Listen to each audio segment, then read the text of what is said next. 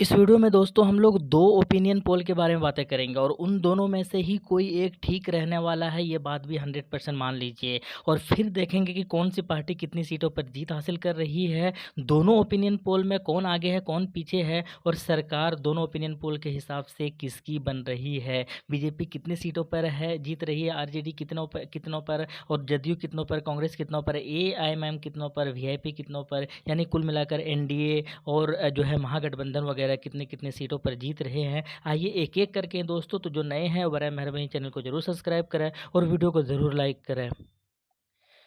सबसे पहले हम लोग 2020 का रिज़ल्ट देख लेते हैं, उसके बाद हम लोग आगे बढ़ेंगे कि 2020 के अंदर क्या हुआ था। 2020 का जब रिज़ल्ट आया था, तो बीजेपी ने काफ़ी छलांग मारा और 74 सीटों पर जीत हासिल किया था।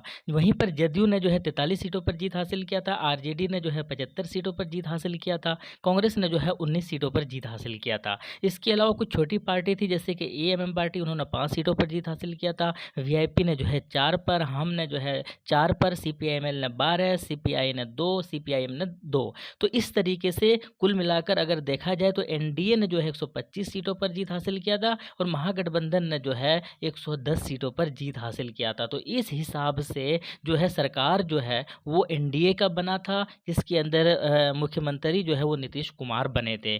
उसके हालांकि बीच में चेंजिंग हुआ था, इधर उधर पलटू राम साहब ने किया था, लेकिन हम लोग 2020 के आंकड़े की बात कर रहे हैं। इसके बाद हम लोग बढ़ते हैं तो एक ऐसे पार्टी की तरफ जिनके ऊपर निगाहें ज़रूर है। एमआईएम पार्टी के ऊपर निगाहें हैं, ना सिर्फ एमआईएम वालों की बल्कि बहुत सारे लोगों की, अलग-अलग लोगों का अलग-अलग राय निकल कर आ रहा है। सवाल सबसे बहुत बड़ी ये है कि 2025 की 20 की तरह क्या 2025 के अंदर सीमांचल से एमआईएम के ऊपर भरोसा करेंगे वहाँ के लोग? ये भी एक बहुत बड़ा सवाल निकल कर आ रहा है। दूसरा ये है कि वोटिंग पैटर्न्स ऑफ मुस्लिम इन सीमांचल जो क्या वही रहने वाला है जो पहले 2020 के अंदर रहा था, ये भी डिपेंड करता है। 25 सीटों पर ज़रूर चुनाव लड़े एमआईएम पार्टी और उन 25 में से जो है कितनों पर जीत रहे हैं वो हम लोग इस वीडियो के अंदर देखने वाले हैं। इसके अलावा भी ये जो एमआईएम पार्टी है वो सिर्फ मुसलमानों पर ही नहीं, मुसलमानों के अलावा भी जो है वो भरोसा कर रही है कैंडिडेट पर। कुछ अच्छे उम्मीदवार भी उतारे हैं, 3 जो है हिंदू उम्मीदवारों को जो है वो टिकट दिया एमआईएम पार्टी ने और उनकी जीत होगी या नहीं वो बात की बात है। तो कुल मिलाकर एमआईएम के ऊपर भी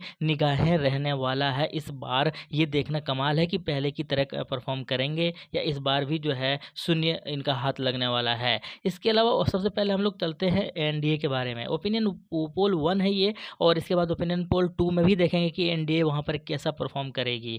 तो ओपिनियन पोल 1 के अंदर एनडीए जो है, जिसमें हम लोग हालांकि कई सारी पार्टी है लेकिन मेजर पार्टी को लिए हैं, बीजेपी और जदयू को यहाँ पर दर्शाया है मैंने। इसके अंदर और भी कई सारी पार्टियाँ हैं। तो ये जो है 75 से 85 के बीच में सीट लाने की संभावना बताई जा रही है और यहाँ पर बीजेपी का प्रदर्शन थोड़ा सा गिरता हुआ नज़र आ रहा है। अब हालांकि देखिए ये तो बात की बात है, लेकिन अभी फ़िलहाल सर्वे और आंकड़े यही कह रहे हैं और बहुमत जो है ये हासिल नहीं कर पा रहे हैं और सरकार जो है इनकी इस बार बिहार के अंदर नहीं बन रही है, आंकड़े यही बता रहे हैं। इसके अलावा चलते हैं हम लोग ओपिनियन पोल 1 के अंदर ही महागठबंधन के बारे में। यहाँ पर इस बार तेजस्वी यादव की जो ये पार्टी है आरजेडी, ये बहुत अच्छा प्रदर्शन करने वाली है, ऐसे माना जा रहा है, सर्वे ऐसे बता रहे हैं। कांग्रेस के परफॉर्म के ऊपर होगा, कांग्रेस के प्रदर्शन के ऊपर होगा, ये अच्छा करेंगे तो ये आंकड़े जो आपके स्क्रीन पर दिखाई दे रहा है यही आने वाला है। यानी कि कुल मिलाकर 120 से 130 के आसपास जो है इनके हिस्से में जा रहे हैं, इनकी झोली में गिर रहे हैं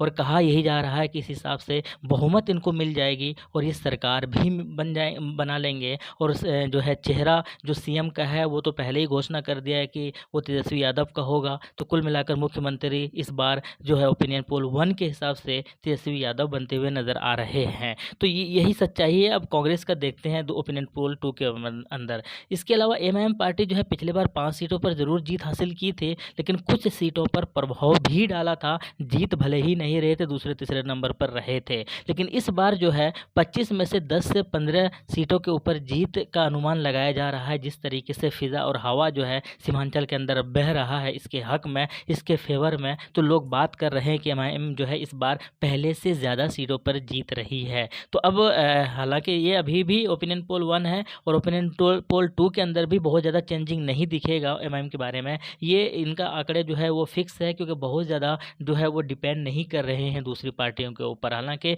ये गठबंधन में है बिहार के अंदर, आपको याद होगा ये एसपी के साथ गठबंधन में है, ये मौर्य जी के साथ गठबंधन में है, लेकिन मुझे लगता है कि उस गठबंधन का कोई खास असर इनके ऊपर पड़ेगा नहीं, और कोई जो है वो गठबंधन बहुत ज़्यादा एमआईएम के अलावा सीटें जीत भी नहीं रही है बिहार के अंदर। इसके अलावा ओपिनियन पोल 2 का हम लोग देखते हैं, एनडीए का आंकड़ा बढ़ा है इसके अंदर, और ये जहाँ पर 75 से 85 के बीच में था, अब ये 100 से 110 के बीच में बताया जा रहा है। इसके अंदर बीजेपी थोड़ा सा बेहतर प्रदर्शन करते हुए नजर आ रही है, लेकिन पिछले बार से बेहतर शायद इस बार नहीं करेगी, ऐसे लोग बात कर रहे हैं। बहुत सारे रीजंस है उसके बारे में बताऊंगा मैं अलग से, अगर इसमें बताऊंगा तो वीडियो बहुत लंबा हो जाएगा।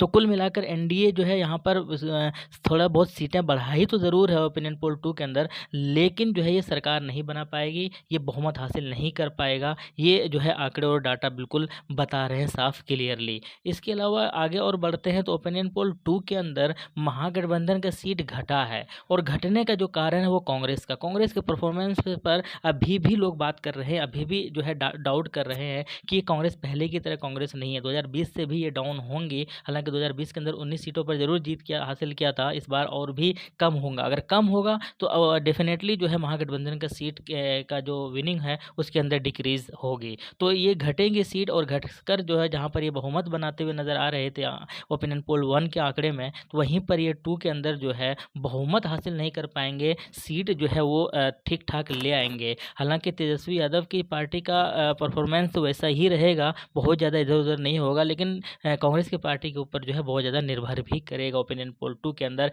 कि ये बहुमत ला पाते हैं या नहीं ला पाते हैं। कुल मिलाकर इस हिसाब से बहुमत नहीं ला पा रहे हैं, 90 से 100 के बीच आसपास ही ये जो है जीत रहे हैं, और इस हिसाब से सरकार नहीं बनाएंगे तो फिर यहाँ पर जो है छोटी छोटी जितनी पार्टियां हैं वो किंग मेकर बनते हुए नजर आ जाएंगी, चाहे जन स्वराज हो, चाहे वो एएमएम हो, चाहे वो फिर जो है इंडिपेंडेंट उम्मीदवार अगर जीतेंगे तो वहाँ पर वो लोग भी बहुत अच्छा रोल प्ले कर सकते हैं। इसके अलावा ओपिनियन पोल 2 के अंदर एक और पार्टी है जन स्वराज। हालांकि एमआईएम की अगर बात की जाए तो बहुत ज़्यादा इनके आंकड़े में जो है अंतर नहीं आने वाला है, ना ही ओपिनियन पोल 2 में ना ही 1 में, क्योंकि इनके जो वोटर्स है वो क्लियर है, इनके वोटर्स से जो है जो भी कार्यकर्ता वो बहुत क्लियर से है, तो इनके आंकड़े जो है बहुत ज़्यादा निर्भर नहीं करेंगे, जितने आने हैं वो आएंगे ही, लेकिन जन स्वराज के ऊपर जो है काफ़ी निगाहें ज़रूर रहेंगी। जन स्वराज क्या है, ये प्रशांत किशोर चुनाव से काफ़ी पहले से ही बिहार घूम रहे हैं, शिक्षा की बात कर रहे हैं, पूरे डेवलपमेंट की बात कर रहे हैं, और इस तरीके से करके, और ऐसा अच्छी बात ये है कि ये कुछ ऐसे उम्मीदवारों को टिकट दिया है जो बड़े पार्टियों ने या बड़े गठबंधन ने जिनको उम्मीदवार नहीं बनाया, टिकट काटा जिनका, तो उन्होंने क्या है जन स्वराज ने उनको टिकट दे दिया। तो अब क्या ऐसे कुछ तगड़े उम्मीदवार है, लेकिन क्या वो जीत कर जो है इतनी सीटों पर जीत हासिल करेंगे, ये भी देखना है। लेकिन अगर ओपिनियन 1 फ्लॉप हुआ, ओपिनियन 2 अगर हिट रहा, तो उसके अंदर जन स्वराज जो है कहीं ना कहीं 15 से 20 सीट लाकर किंग मेकर बनते हुए नजर आएंगी, ये बात बिल्कुल जो है समझ में आ रहा है। बाकी आपकी क्या राय है, आपके हिसाब से कौन सा ओपिनियन पोल जो है इस बार सही होने वाला है, कमेंट बॉक्स में बताइएगा। किसकी सरकार बन रही है? शुक्रिया, जय हिंद। बताइएगा ज़रूर।